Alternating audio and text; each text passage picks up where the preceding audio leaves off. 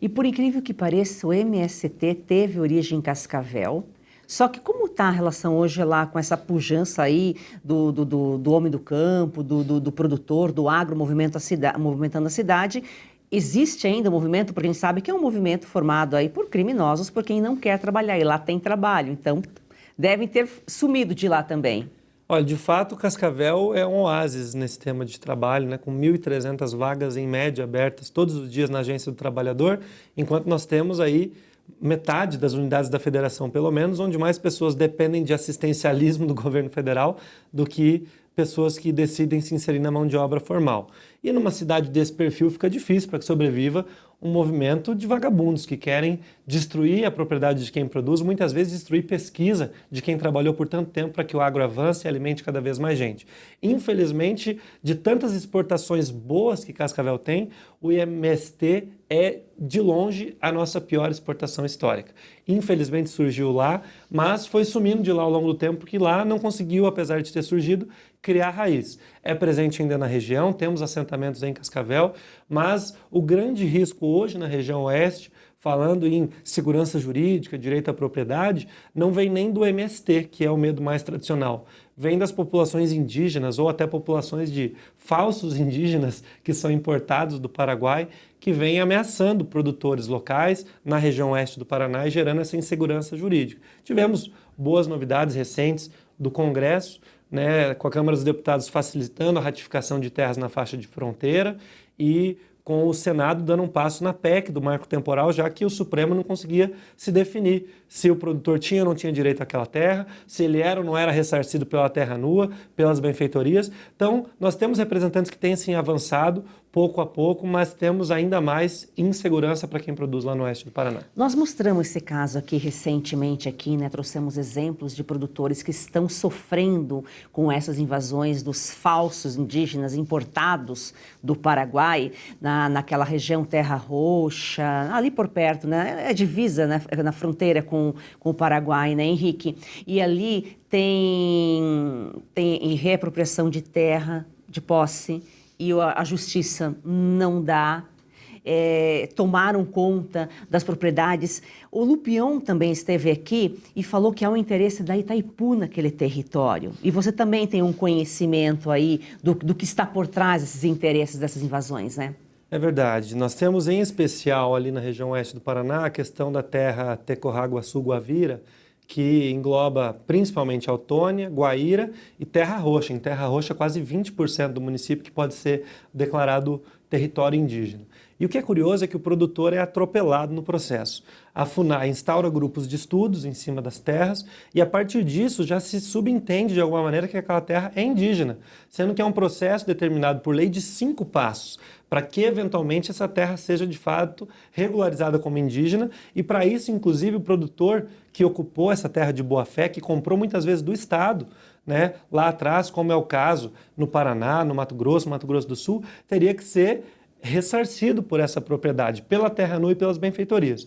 Mas o que acontece é que nós podemos inclusive olhar no Google Maps, terras que ainda estão na fase de estudos, que pode ser contestado, tem outros 5 passos, né, para que vire indígena em algum momento, já aparecem no Google Maps como território indígena. Olhando ali para Terra Roxa, para Guaíra, a situação é alarmante porque os indígenas vão destruindo o meio ambiente, vão avançando sobre outras terras, não aceitam acordos de mediação. Muitas vezes há relatos de que são protegidos pela Força Nacional, enquanto o produtor é desprotegido porque a polícia militar é coagida e os oficiais que bem cumprem sua missão de proteção do direito à propriedade são demovidos ou removidos da sua posição, transferidos para outras cidades. É um cenário de muita preocupação, inclusive porque esses indígenas ou falsos indígenas que vêm do Paraguai, às vezes trazidos por Itaipu, que compra terras para assentá-los, produzem num regramento sanitário muito descolado do que é padrão nas nossas cooperativas, que são as melhores do mundo, e colocam em risco, a nível de doença,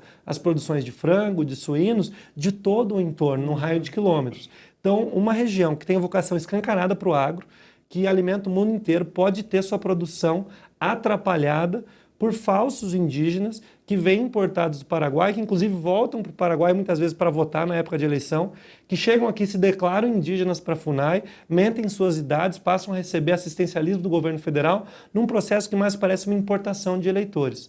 E infelizmente vários produtores da região oeste relatam que se forem procurados por Itaipu para que vendam suas terras, venderão.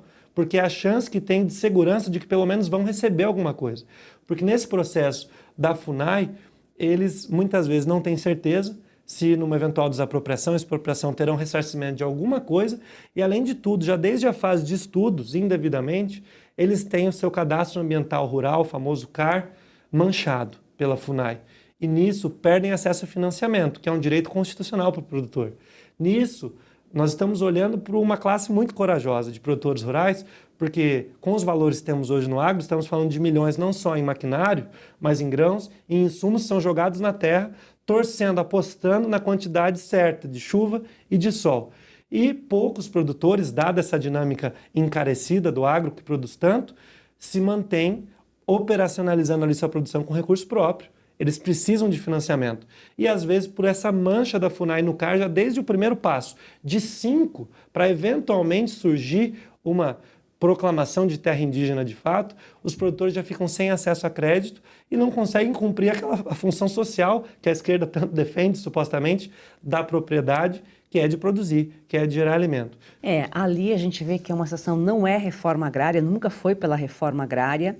O indígena, o falso indígena, invade, a FUNAI já está em estudo para declarar a terra indígena, enquanto isso vem Itaipu e faz uma proposta para o produtor rural. Ou seja, é um estudo, uma invasão propositadamente para poder desvalorizar o preço da propriedade para Itaipu comprar do jeito que ela quiser. O produtor já entende, quando é procurado por Itaipu, que aquela terra é de interesse da FUNAI e que o melhor movimento para ele muitas vezes é vender de pronto para garantir uma venda que esteja próxima do valor de mercado. Porque se for instaurado um grupo de estudos da FUNAI, a partir disso formos para uma delimitação, demarcação, homologação, regularização, como aconteceu em 14 casos na COP, né, e dos 10 de homologação, 1 no estado do Paraná. A gente achou que aquela COP era só um circo pegando fogo, mas houve medidas de fato contra o agro, infelizmente. Então o produtor enxerga que a terra está sob risco e que o melhor é se desfazer dela o quanto antes, colocando em risco, assim, infelizmente, as propriedades vizinhas, porque esses índios, né, não têm uma maneira de produzir que seja sustentável ano a ano e eventualmente precisam de terra nova, já que já desgastaram aquela terra, né, que ocuparam. Então é muito perigoso, inclusive, ver a impaciência dos indígenas em relação ao processo. Os estudos da FUNAI levam, às vezes, 5, 9, 10 anos. Os produtores têm dias para contrapor administrativamente. Nunca se viu um estudo que não avançou para a eventual demarcação de terra indígena, delimitação de propriedades de interesse por parte da FUNAI. O governo e a FUNAI têm desrespeitado a lei vigente do Congresso Nacional do Marco Temporal. É por isso que o Congresso tem que avançar para uma proposta de emenda à Constituição, para na Constituição impetrar, né, escrever em pedra, que se a terra não era habitada em 88, o produtor que está lá, que comprou do próprio poder público do Estado, está de boa fé. E a gente ainda tem que ouvir a história de retomada. Não é invasão, é retomada, é um eufemismo. Não se fala em retomada, é invasão de propriedade é crime. E é isso que esses indígenas e falsos indígenas do Paraguai, que vêm aqui talvez importados como eventuais eleitores, têm feito no oeste do Paraná e vão passar a fazer em todo o território nacional. Então é um risco de soberania e é um movimento de destruição do que dá certo no Brasil, que é a nossa vocação de alimentar o mundo inteiro.